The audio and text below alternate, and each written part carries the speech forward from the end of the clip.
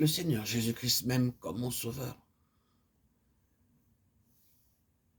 Si je vis maintenant dans la chair, je vis dans la foi au Fils de Dieu qui m'a aimé, qui s'est livré lui-même pour moi. Galates 2:20. Si vous voulez expérimenter l'amour divin, vous devez croire que le Seigneur Jésus-Christ vous a aimé et est mort à votre place. Il m'a aimé, il s'est donné lui-même pour moi. Ne confondez pas la miséricorde avec l'amour. Par exemple, un pauvre homme peut vous demander de l'argent, vous vous sentez désolé pour lui, et par miséricorde vous donnez un peu d'argent. Vous ne lui dites pas « tu es mon fils ou ma fille ». Vos enfants seuls peuvent vous demander de les aimer comme un père ou une mère, pas les autres. C'est ainsi que l'amour divin commence. Je dois connaître le Seigneur Jésus-Christ comme mon sauveur. Il est venu dans le monde pour moi. Lorsque Jean-Baptiste vit pour la première fois le Seigneur Jésus-Christ après son baptême, il dit dans Jean 1:29, « Voici l'agneau de Dieu ». Il ne dit pas « Voici le Messie, voici Jésus de Nazareth », il dit « Voici l'agneau de Dieu ».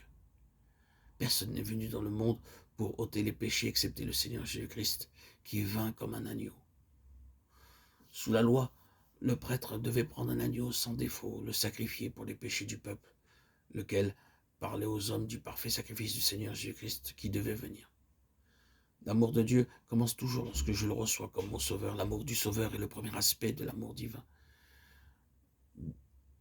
Il nous aime de même comme un père, car le Seigneur châtie celui qu'il aime, et il frappe de la verge tous ceux qu'il reconnaît pour ses fils.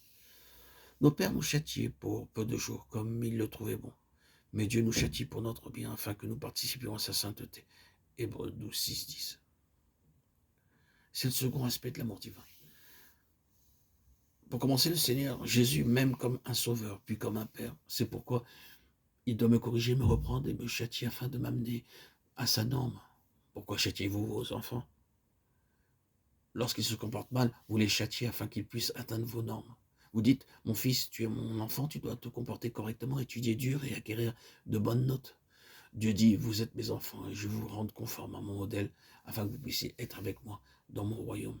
C'est pourquoi Dieu doit nous corriger, nous châtier, nous reprendre. Ésaïe 66:13 nous dit, comme un homme que sa mère console, ainsi je vous consolerai, vous serez consolés dans Jérusalem. C'est le troisième aspect de l'amour divin. Le Seigneur Jésus-Christ nous aime comme une mère. Le Père sait corriger la mère, sait cuisiner. Ce que fait la mère, le Père ne peut le faire. J'ai connu un jeune homme très très malade et sa mère vint le voir à l'hôpital.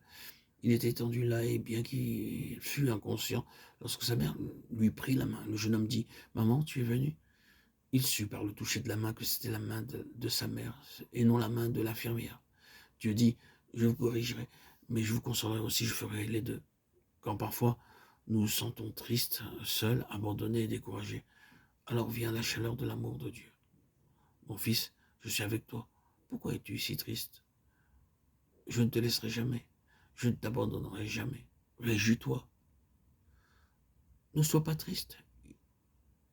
Il nous réconforte comme une mère et il nous corrige comme un père.